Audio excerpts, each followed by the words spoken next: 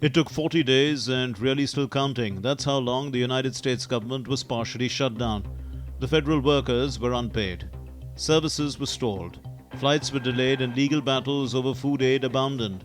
And finally, a deal was struck, or a no deal. This wasn't just a budget impasse. It was a test of political will, public patience, and the very architecture of American governance. So, what's the deal? And where do things stand even after the deal? Who's winning? Who's losing? And is the deal just another way of kicking the can down the road? Let's connect the dots.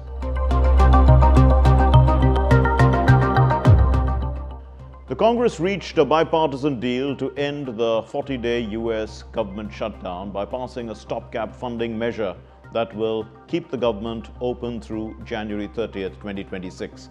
The government will be funded temporarily until January 30, 2026, allowing federal agencies to resume operations. Funding for the Supplemental Nutrition Assistance Program, SNAP, will continue through next September, helping over 42 million Americans regain access to food assistance. The deal reverses recent federal layoffs and also ensures back pay for furloughed employees. Funding resumes for veterans' benefits and military construction projects which had been stalled during the shutdown. While not included in the deal, Democrats secured a promised future vote on extending expiring healthcare subsidies. The measure still requires final passage in both chambers and President Donald Trump's signature. Thank you very much. And what we have in this bill is the restoration of all the furloughed employees and a guarantee of their back pay, the restoration of all RIFT employees who got RIFT after October 1 with all of their back pay, and a guarantee of no RIFs. No RIFs going forward. My vote today was to do two things, both equally morally important and imperative. One is to make sure that the government is functioning so that our kids eat, so that our elderly citizens eat, so that our air traffic controllers can get some sleep and earn money, get paid while they are working, so that our veterans are protected, and continue the fight to a realistic platform to get the premium tax cuts done. And if that is not successful, then shame on the Republican Party and shame on Donald Trump. The shutdown began over a familiar fault line, healthcare. Specifically, the Affordable Care Act subsidies that help millions afford insurance. Republicans want them gone, Democrats want them extended. And neither side is blinking. On the weekend, the Senate held a rare Sunday session and came to a decision. President Trump has called Obamacare the worst health care for the highest price, urging Republicans to redirect funds directly to citizens. Democrats offered a one-year extension with fraud guardrails. Republicans said no. And so the fault lines actually running deep continue. Over 10,000 flights were cancelled or delayed on Sunday. FAA staffing cuts hit the aviation sector hard, especially in Texas. SNAP food aid for 42 million people was in legal limbo because even though the federal judge ordered payments, the administration appealed to the Supreme Court. Federal workers not being paid for 40 days. A bill to compensate them during the shutdown also failed in the Senate on Friday. This isn't abstract. It's real lives, real stress, real consequences, and public frustration was growing. Who gains? Who loses? Let's be blunt. Hardline partisans who see this as a chance to reshape healthcare policy, they gain. Political strategists who believe brinkmanship energizes their base also gain. And media outlets that thrive on conflict-driven coverage, they gain. But while they all gain, federal workers, especially those living paycheck to paycheck, lose. Travelers facing delays and cancellations lose. Low-income families whose food aid is now a legal battleground lose. And while the two parties may not think so, public trust is eroding with every passing day. And in the long run, even the winners may find their gains costly, because the deeper the damage, the harder it is to govern. Let's step back a bit and relive the drama. I don't know. It's up to the Democrats. We voted, the Republicans have voted 14 times to open up the country, and the Democrats have voted 14 times to hurt the country, really. They should approve it, but they might not. Even with the bipartisan deal, the Senate will have to debate the new package and procedural votes will pass the deal. But the Republicans can always postpone their commitments because of a majority in the House of Representatives. And importantly, in the end, it's up to President Trump. Our position remains clear. Reopen the government. Let's stand by our hardworking federal civil servants. Let's find a bipartisan path forward to enacting a spending agreement that actually lowers costs, because the cost of living in America is too high. This country is far too expensive. Donald Trump and his tariffs are making things worse, not better.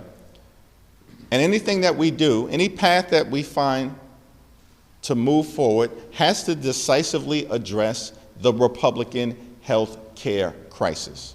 So we see a scenario where negotiations are continuing behind the scenes, and issues like tariffs are also being added to the agenda. Global markets will react, leading to pressure to find a solution. Are we talking about Thanksgiving or the Christmas holidays? The longer this drags on, the more reputational damage the US suffers at home and abroad. So, the deeper question is, can this be prevented in the future? Some experts propose laws that trigger automatic funding extensions if Congress fails to act. It's a safety net against shutdowns. Healthcare, immigration, and other contentious issues could be debated separately rather than holding the entire government hostage. Real-time transparency tools could show voters who's blocking what and why. Daylight is a powerful disinfectant. Trump's pressures finally ended the filibuster. If the filibuster is not terminated, then we will be in a slog with the Democrats, and very little for either party will be done. So it's a good thing. Thank you very much, everybody. Thank you. This shutdown wasn't just about healthcare. It was about how democracies handle disagreement. In a healthy system, conflict leads to compromise. In a polarized one, it leads to paralysis. And when paralysis becomes routine, people lose faith, not just in parties, but in the idea of governance itself. That's the real danger, because once trust is gone, it's hard to rebuild. The amount of money we're talking about here is about the same as the money that went to Argentina. I'm not going to relitigate that, but it shows what we could do and why we could do it. So let's get it done. Thank you. So as the Capitol lights flicker and negotiations continue, Americans will be wondering, what kind of democracy do we want? One that weaponizes impasse, or one that finds a way through. Shutdowns may be legal, but they're not inevitable. They're choices, and behind every choice is the question: people over politics. Democracy isn't a spectator sport. It's a team effort. So, it was 40 days and counting. For Americans, let's hope that count ends. For the sake of remembering what governance is meant to be, a promise kept, not a power played.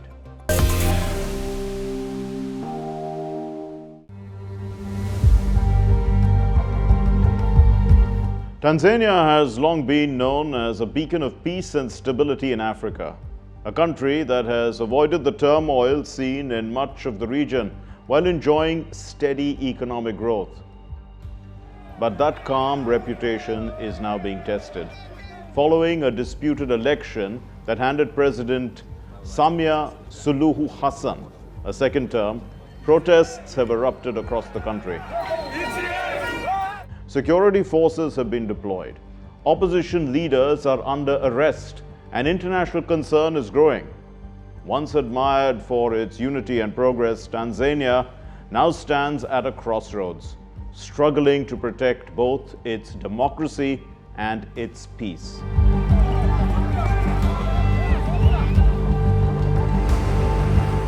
Tanzanian authorities charged hundreds of people with treason over demonstrations around a disputed general election last month. In addition to dozens criminally charged a day earlier in Dar es Salaam, dozens more face similar treason charges everywhere in the East African country. Police also detained some of the top opposition officials who had not yet been jailed. They include Brenda Rupia, who's the communications director for the Chadema opposition group, as well as John Mnyika, its Secretary General. It all started on October 29, when the country went to the polls. The vote was carefully controlled by President Samia Suluhu Hassan, head of the all-powerful ruling party Chama Cha Mapinduzi, CCM. The ruling Chama Cha Mapinduzi, or CCM party, which has been in power since independence in 1961, sought to extend its rule. In the election, the opposition was either absent or nearly so. Tundu Lissu, the leader of the main opposition party, Chadema, was imprisoned and tried for treason. Here, it is important to note that Lissu survived an assassination attempt in 2017, in which he was shot multiple times. In April this year, he was charged with treason after calling for electoral reforms. Another, Luhaga Mpina, candidate for the only other significant party, the Alliance for Change and Transparency, also called ACT, Wazalendo, was disqualified for procedural reasons. Almost as soon as polls opened on October 29, protesters decrying unfair elections began targeting polling stations, stealing ballot boxes, and burning tires and buildings. Demonstrators were angry about the Electoral Commission's exclusion of opposition candidates from the election race. Neither a nationwide internet shutoff nor the heavy police and army presence on the streets deterred them. A nighttime curfew brought cover for the real horror: violent and uncompromising reprisals from the security forces. The death toll is far from clear, but Chadema and some human rights activists say that security forces killed more than 1,000 people. However, the government has called those numbers exaggerated without offering its own death toll. In the wake of this crackdown, on the 3rd of November, President Samia Suluhu Hassan was sworn in for another term. The inauguration, held at the Tanzania People's Defense Force parade grounds in Dar es Salaam, was closed to the public and attended only by senior government and security officials. President Samia Suluhu Hassan, who officially won 98% of the vote, becomes Tanzania's first female president to take oath of office. She initially rose to power in 2021 after the death of the former president John Magufuli, completing his term before seeking re-election. Now, her victory, however, has been marred by reports of human rights abuses and unrest in several cities. She has called for calm, but also spoken publicly of the need to protect national security at all costs, warning protesters that she would not hesitate to deploy the full power of the security forces against them. Mzalendo hujenga nchi na sio kubomoa nchi. A patriot builds the nation and does not destroy the nation that has been built through the strength and sweat of the citizens. The government strongly condemns and denounces those incidents. What I want to say here is that when it comes to the national security and the safety of United Republic of Tanzania, there is no alternative but to employ all defense measures to ensure the nation remains safe. She has gone further than her autocratic predecessors in closing off the political space and silencing opposition figures. By putting her main rival, Tundu Lissu, on trial for treason and barring others from contesting the presidency, Hassan has crossed autocratic thresholds that other leaders have not. Activists have been arrested, brutalized, or they've disappeared. On November 10, a Catholic mass was held for people killed during election protests in Tanzania.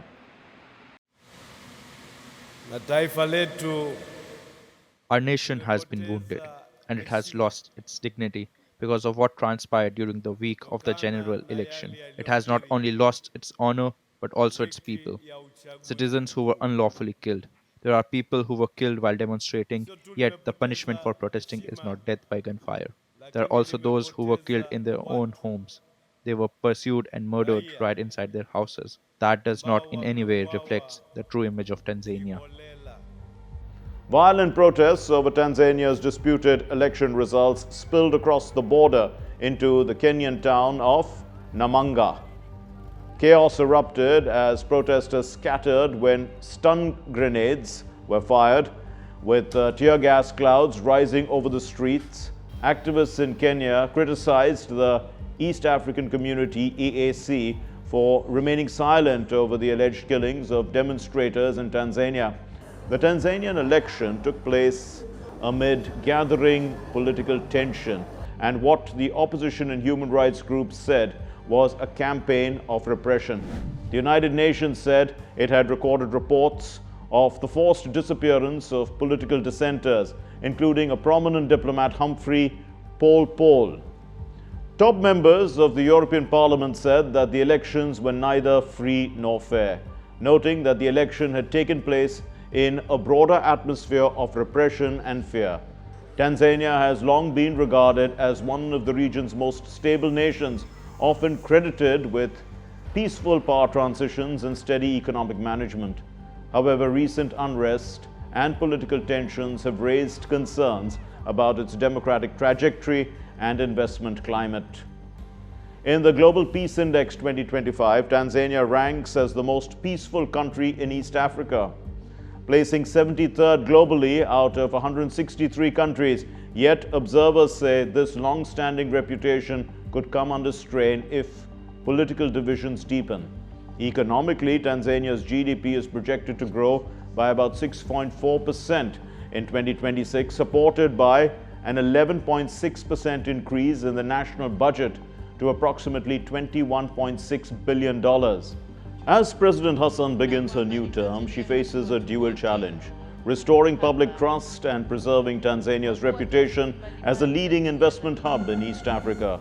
With strong peace credentials and a promising growth outlook, the country's future will depend on how effectively its leadership can balance political stability, institutional reforms, and inclusive economic progress. That's all in this edition of Connecting the Dots. We will see you in the next episode with more raging issues. Until then, it's goodbye from all of us in the Delhi newsroom. This is Mark Lynn signing off. Take care and stay safe.